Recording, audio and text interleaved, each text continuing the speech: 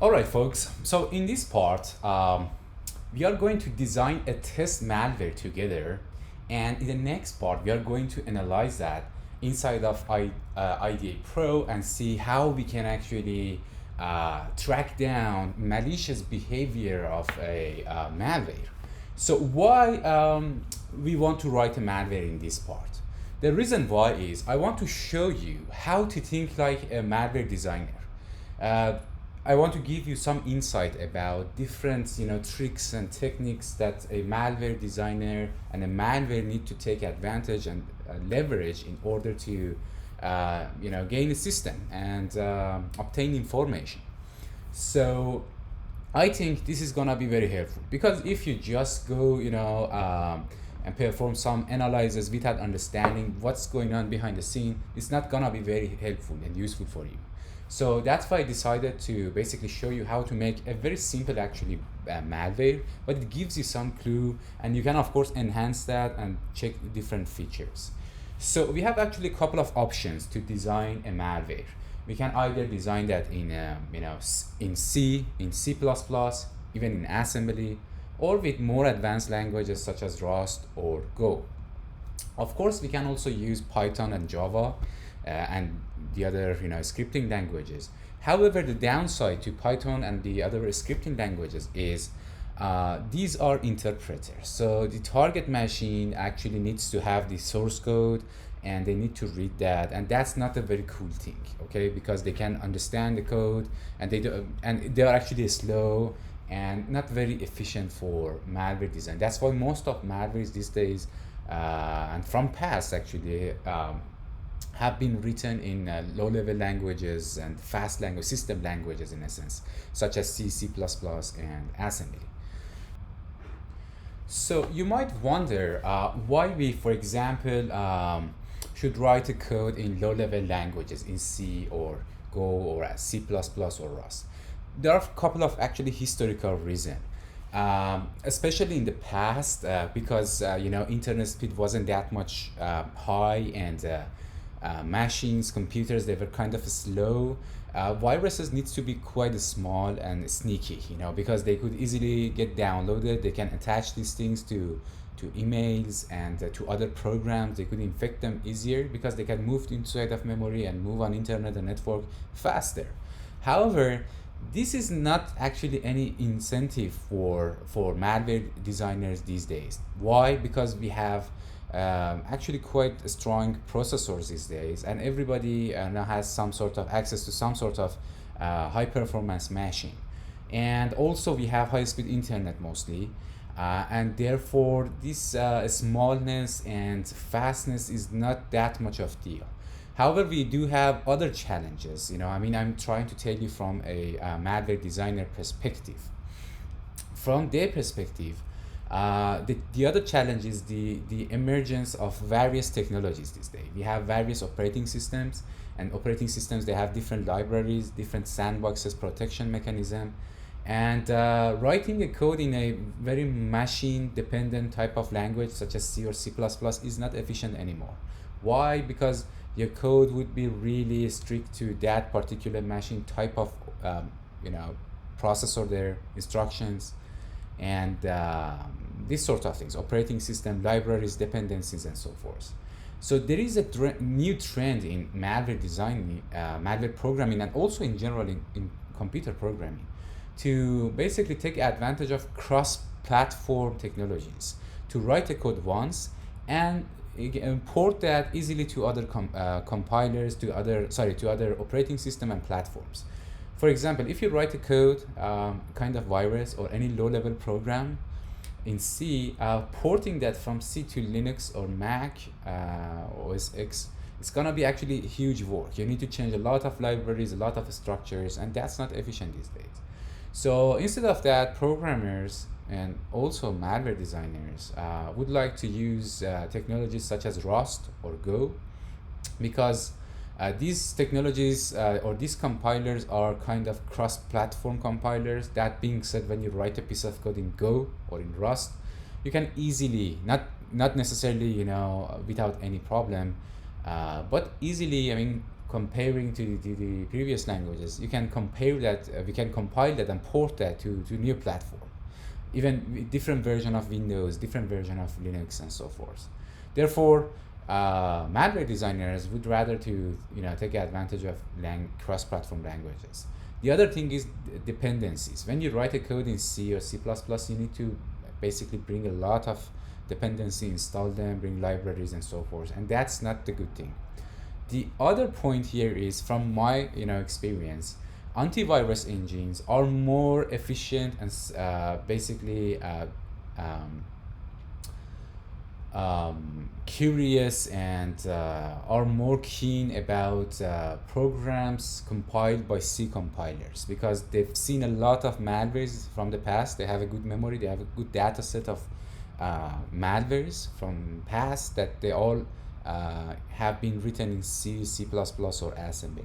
So they have a better benchmark, and based on that they can better actually identify a new malware. Whereas when you write the code in Go and Rust, the syntax and the machine code is kind of new for them. I mean, it's not the choice, of course. Some basically antivirus engines identify compiled Rust or Go or any other language program when they have some malicious behavior based on the runtime behavior and different type of signatures. But still, it's kind of protection, and at the moment that I'm recording this video, we don't have too much of virus written in Rust or Go, but we do have maybe millions of viruses and malwares written in C.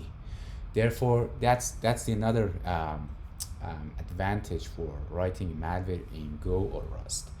So most of the courses and books I saw, they explain about designing malware or so in C or C++. But I found we need to take advantage of new technologies and think like a malware designer in order to be able to analyze that efficiently. So with that being said, I'm going to show you how to write a simple malware, kind of keylogger, a spyware in Go, and step by step I explain you, and then in the next stage we are going to analyze that. So hopefully it gives us a lot of insight and breakdown regarding how a spyware keylogger works, and how you as malware designer and security expert can identify this type of malicious behavior based on these instructions and code. So let's make it short and start writing code in Go. So one thing I need to point it out here is that when you learn how to write a keylogger, for example, in Go, you can actually change that to a ransomware or to another type of malware. So the whole principle is same. The mindset and logic is more important.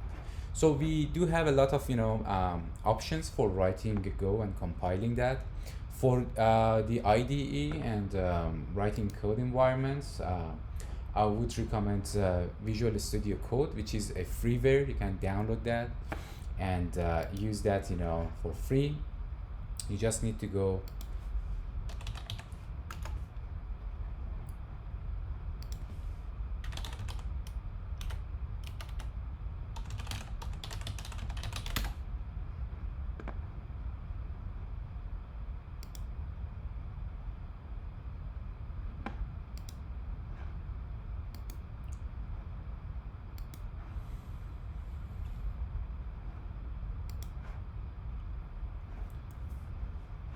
go to code.visualstudio.com, and I share the links and also other resources in the attachment file. You don't have to necessarily use this one. You can also write in a notepad, but it allows us to write the code efficiently. It highlights syntaxes and so forth. So you just need to download this, and then you need to just after downloading that, just open that, click on File, New File, then you should have something like that. So in order to highlight the syntax, you can go to extensions, and here you can type Go. If you type Go, then you can see here there are a lot of tools for Go. Go compiler, auto test, Go as in we have like Go here. There is a support for. I've already installed that. This is basically an integrated compiler. You can take advantage of that and compile everything here. And it also highlights your syntax, so it's going to be very helpful for us. If you don't like to use this, you can download and install Go compiler on your machine. It's a cross-platform compiler, therefore you can compile it. You can just install that on your Mac, Linux, or Windows. So for installing and for downloading and installing Go, you need to go to golang.org. So if you go over here, golang.org, here you should be able to download this file, and after downloading that, you just need to do next, and that's it. It's not very complicated. It's quite simple. You can also download the source code and compile that if you have time. So for this project, actually, I used this version, Go 1.17.1. But if you watch this video in the future and you see a new version, you can also use that one. So because our code is not that much compiler dependent. And the other thing is you also have this environment, playground, so you can write code here and execute that and also test the program, how it looks like. So maybe I can briefly tell you about Go. We don't need to be Go master for writing a malware in Go. Actually, we don't need to be master of any languages. If we have a very good foundation of programming, of course it can help us a lot. But if you don't have, you just need to grab this snippet code from different places, such as Stack Overflow, and just bind them together and test them and debug them and so forth. So here is the general structure of Go program. You need to always you have a package name. You can give a package name for your code. So here by default is main. You can change it to your project. For example, if you create a game, you can package game. If you create a notepad or browser, package browser, whatsoever, any name you like. Then here we have one import. It's like equivalent of, if you're familiar with C, and as I explained you before, it's very similar to something like, I would say,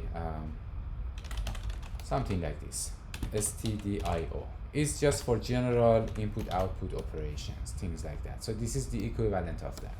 It gives us and provides us a lot of built-in libraries for printing something on a screen and so forth. After bringing that, like C again, we have a main entrance, or our entry point. So it's gonna be function C. When you want to define a function or function main, you just need to write func and the name of that. So here we have function name, then we need to add other functions. And then we have fmt, you need to write that. This is kind of object-oriented style. And then point, and then you need to invoke its function. So it's print line, and then type whatever you want inside of double quotation. Here we don't have any semicolon like C, and things are simpler. Go tries to basically separate itself from the machine and become a cross-platform language. If you learn the language, it's a very good thing because you can apply that. It's very there are so many advantages in learning this language, because then you can write code in for different projects, not just a malware. You can design desktop program, standard desktop program, system program, even blockchain. You can also write blockchain apps. You can also write even design web application with Go. Here you can write your message. You can say malware analyzers this course, and run this program.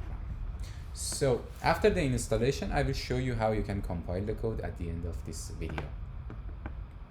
So now let's get started and start writing our keylogger here. Okay. So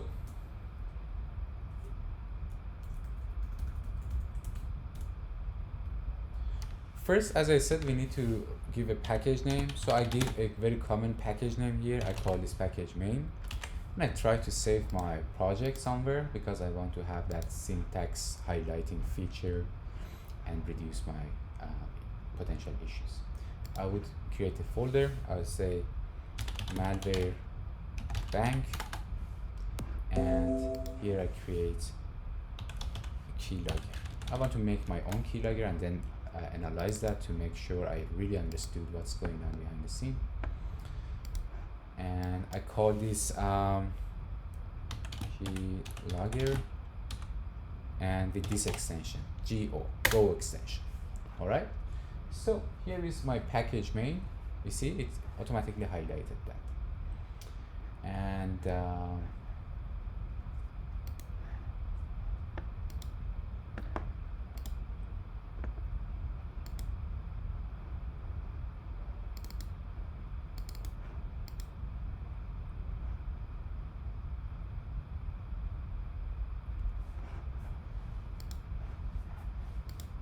okay, now we have the code here. So the next thing is we need to import.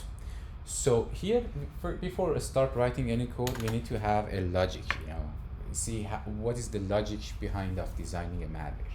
So our malware definitely has a main function, so we know that because we need to have a main entrance, by the way, and run the code from somewhere. Before I write that, this is a pseudo code just to give you a logic about it. Then inside of this main, we need a couple of functions. We need a function for basically getting active window. So what is active window in keylogger or in any spyware? Active window means, for example, in multitasking, multi-programming operating system such as Windows and the other one, any window which is on foregrounds. For example, here we are inside of the VSC, right? So this is the foreground window. If I go to browser, this is my foreground window right now. If I go to File Explorer, this is my foreground window. So now it's foreground. Now here is foreground. We need to, in a spyware, this is the logic. First, we need to get the active window. Why? Because we want to read the context of inside of that. For example, an advanced keylogger doesn't need to gather all the information of all the programs. For example, we can specify a certain process, such as browser, or Facebook Messenger, or WhatsApp, or Telegram, things like that, to grab the information from those applications. You might hear that people say, okay, Telegram is quite safe, or Signal is quite safe. Yeah, it's safe, but when the person has been infected by a keylogger, then that safety actually doesn't matter here, because keylogger can hook that window and then read the information, any text, any text or message, or any key basically that you press inside of that application, and basically extract your chats and your history, your messages, your photos, the addresses, credential information from that. So by the same token, it can also grab information and steal information from web browser. For example, your credential, your username, password, your PayPal account, and your communication, online communication. That's why keyloggers are super powerful in basically in hacking industry and cybersecurity. So first we need to get active window. We need to find that, and then determine that whether it's, for example, browser, or this is in Notepad. We don't want to grab information inside of a game, for instance, or when a person is just writing in a Notepad or place like that. We want to get like sensitive information. So where we can find that, for example, on browser, on Telegram, places like that, depends on our purpose, and of course a real malware and real attacker hacking team, for example, purposes and goals. The other thing is, if you grab all the information of system, so in terms of malware design perspective, is not very good, because it's and it creates in large basically files, and it also may be more there is a basically high possibility that that our keylogger here get exposed by user, or by other process, or by an antivirus engine. Therefore, you should be very smart about it. So first we need to get the active window, or the foreground window, and then we want to get this title and how we can discriminate, for example, VSC from Chrome or from Telegram. based on the title. You know, they have a different title, and when, for example, we are inside of browser, we might be in different website. So this title of that window can be very helpful to tell us, okay, who is who, and should we take this information or not, and allows us and this malware to organize, you know, the basically stolen data. So the other thing we need that is get window title. So after, you know, identifying the active window, finding that process, browser, Telegram, Signal, Facebook, whatsoever, we need to read its title to make sure, okay, this is what we want or not, and we match that with this title. So if in title we see Telegram, then we say this is a Telegram, this is not WhatsApp, this is not a Windows Explorer or CMD, something like this. This is how we can discriminate and differentiate different process and program, you know, runtime program. And the other thing is, when we gather this information, then we need to start to key logging. Yeah. Then we want to receive all the keyboards, you know, all the keys pressed, you know, inside of that particular window. So for example, when we are here and we are chatting or we are writing code, all these characters are actually, they will be captured and stored, you know, in keylogger, and keylogger later on can send this information via email or via website, or encrypt that and send that, and vice versa. So here is the logic behind that. So as you can see, it's quite simple, and I actually deliberately chose this topic because I know this is simple, easy, and give you some insight, and it's a good, you know, starting point to understand how a malware designer thinks, and how they assemble a code and write a code here.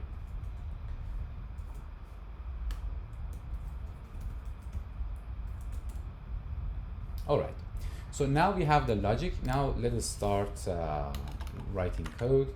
So we need some imports, of course. So here we have a couple of imports, therefore we need to open parentheses. We need fmt, we need os for another built-in function for, you know, receiving information from user and things like that. We need syscall for system call, you know, as I said before. We might need time for grabbing, storing some time. Then we need unsafe.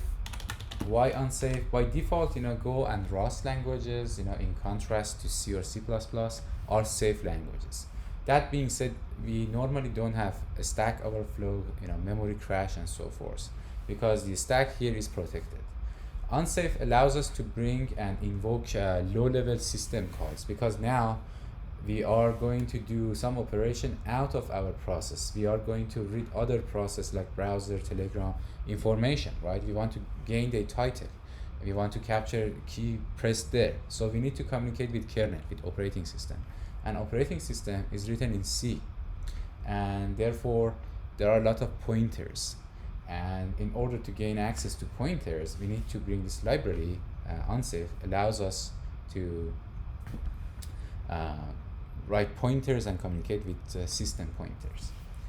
And the other thing we need here is an external dependency for Windows APIs. We need a wrapper for Windows APIs. One wrapper I found it actually quite interesting is this one. You can actually import that from GitHub directly. That's called the Titan Rain and WD32. So this is a wrapper for Windows APIs. Allows Go to integrate Windows APIs and do some low-level work. This is for Windows platform. That's why we use this one. For Linux platform, you need to import the other one. Or you want to write this for Mac, you can't use this one because this is for Windows APIs. It's adapted for it. All right, we are done here. Maybe I can make a space and discriminate that from the rest. And then we need a couple of variables, okay? Global variables, because this is on top. So again, we open parentheses. we need to bring a specific library that includes some APIs for us. We need to use some APIs. Which type of APIs do we need? We need three important APIs. For example, for get active window, get window title, and keylogging. So for this one, we need this Windows API. Get async key state. I'm sorry, get window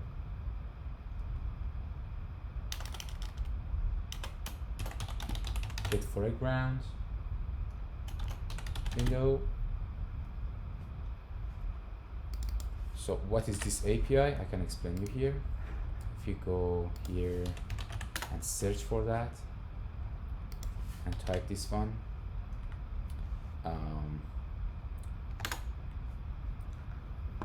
here you can find Microsoft documentation about that. So get foreground window function or Windows API, it actually retrieves a handle to foreground window. Foreground window here, for example, is browser, I will say. The window with which the user is currently working. That's what we need.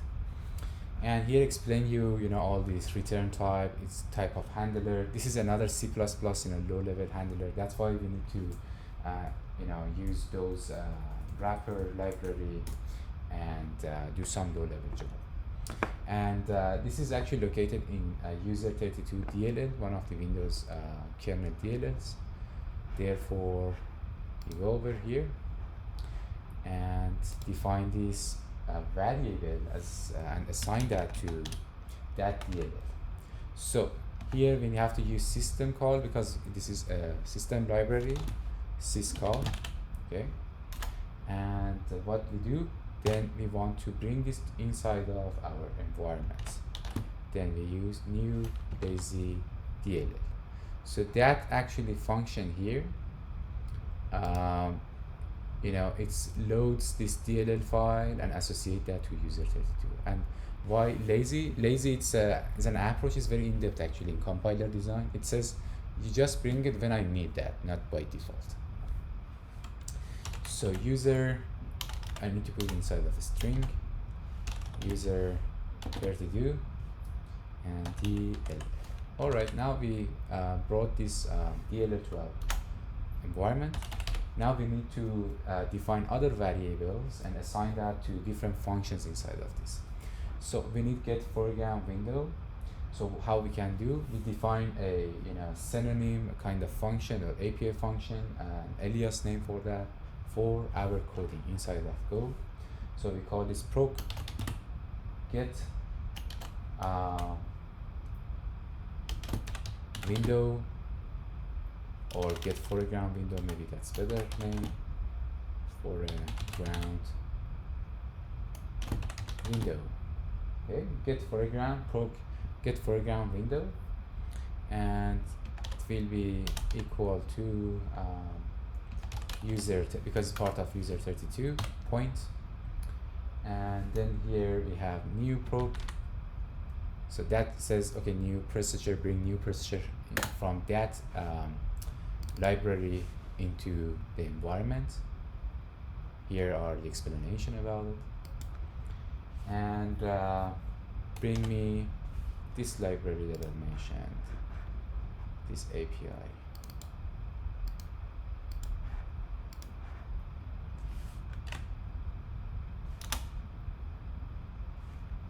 Right? So I can give a comment and get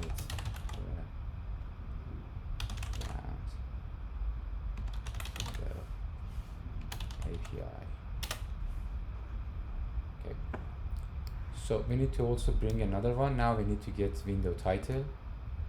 So for doing that, we have another API.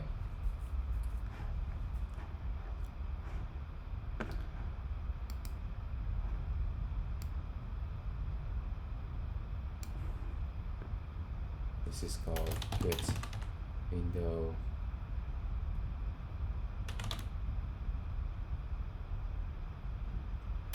text. W, we use this one, get window text W. So here is the explanation. Copies the text of the specific Windows title bar. So that's what we need. And here is the low level, structure. So we copy this name and bring it here.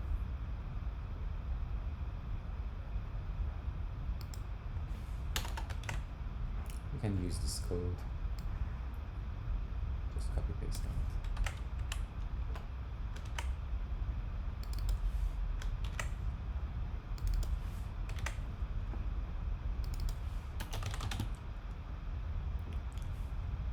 So here we get the foreground window title, or actually this is maybe we can call this process title. This is more clear because we need to get the foreground window ID address or handler, and then pass that through this in order to receive this one. Here specify for us, we need to pass this handler, and we get this handler from the previous API. So this one, it returns handler for us. Handler is like PID, in Linux, if you're familiar with that. And we pass this through, and then we got the other stuff, the title actually. But we got the title actually like a pointer, and that's the trick. That's why we use unsafe. So what we call this?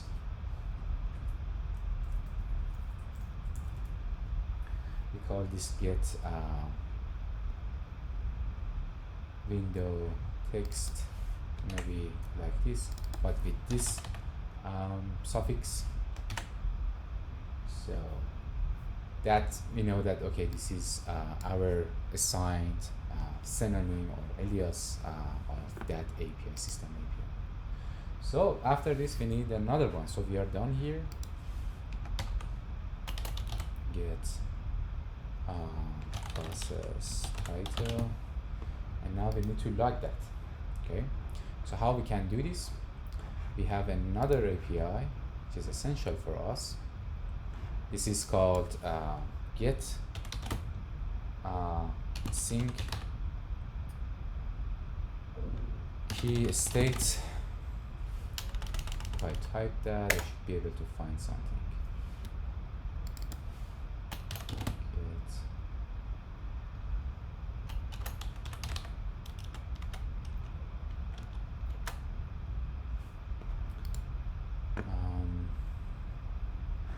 Let me search that DOGE.go.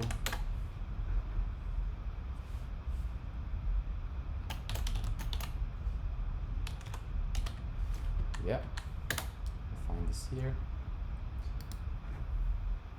So this API actually determines whether a key is up or down at the time the function is called.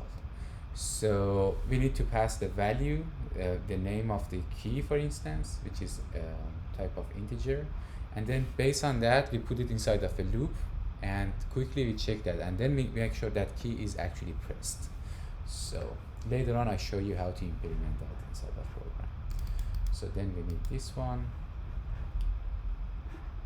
You can also use this explanation here.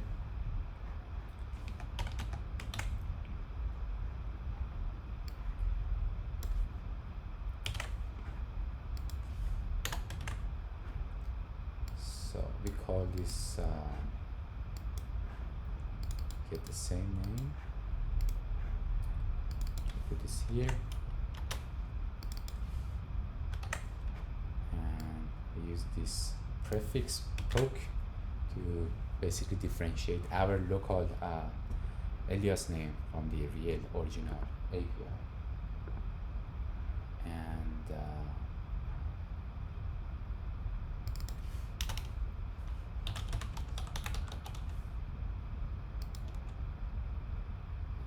yeah, so here we want to get the pressed key state. Okay, and we also need some other stuff. We can save our project for now. We also need another global variable. So because we want to pass through and work with them, we need a temporary key log, and type is going to be a string. We want to put all the typed keys A, B, C all together like a statement inside of a string. And then we need another T. And why is temporary? Because when people switch to different windows, keys and things actually change, alter. Therefore, we don't want to hold them forever.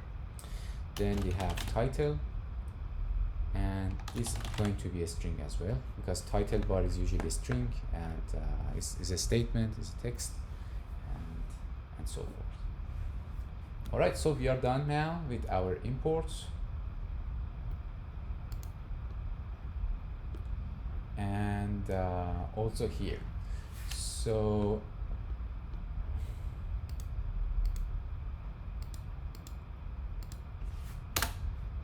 we can add FNT here, and OS, system call, time, unsafe, also this dependency for wrapping Windows APIs. This is an external dependency. You can also use alternative projects, other projects from GitHub, but the nice thing is you don't need to clone that, and Go compiler actually will do it for us. Titan Rain and Windows API 32 bits. That's all we need for now. Let me save the project.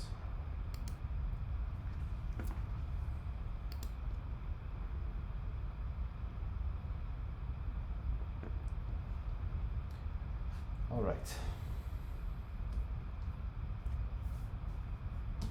So before I write these methods here, I want to write my logic inside of main function, because then it's more clear and straightforward for me. Function main. I'll save it here. So what I need to print maybe something on a screen for us, just for the information. FMT. That's print line.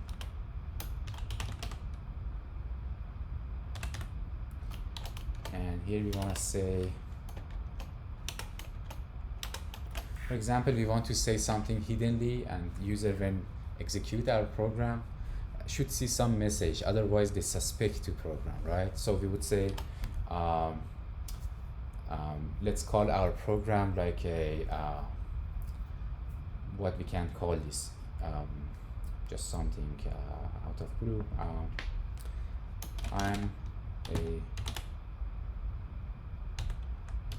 I'm a benign program. Just a message for fun. And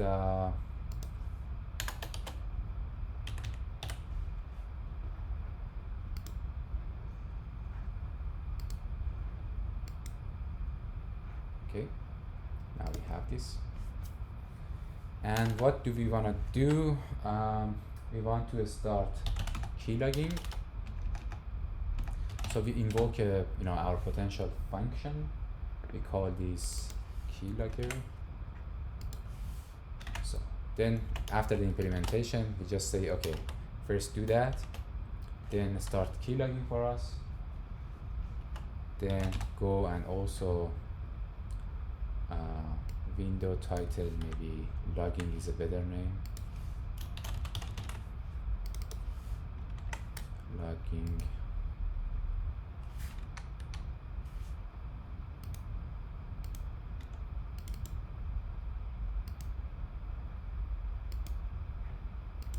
Then invoke that one step by step, and then from here we can decide to whether send it by email or save it inside a file, and so forth. So we make a decision about that later on. So far we know we want to get these keys and we want to get the titles, and then how we want to, for example, use this information, whether we want to save this on the machine, we want to send it via network, via email, and so forth. We make a decision about that later. And we shouldn't actually allow, because this is a terminal program, we want to reside that inside of memory. So how we can do this? We can use OS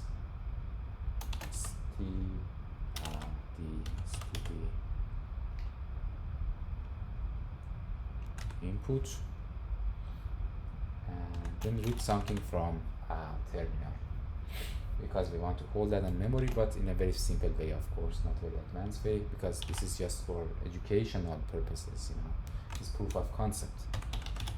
Type is byte and start from 0. So it says actually read something from console, and if you didn't, nobody push any button or something, you're still logging that, because we are going to test that on our machine. We don't want to make it actually that much seriously.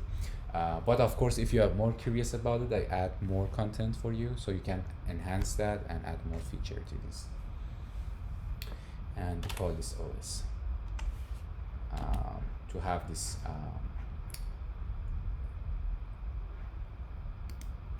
library, and then read things from the terminal. We need to invoke and import this. I would save this.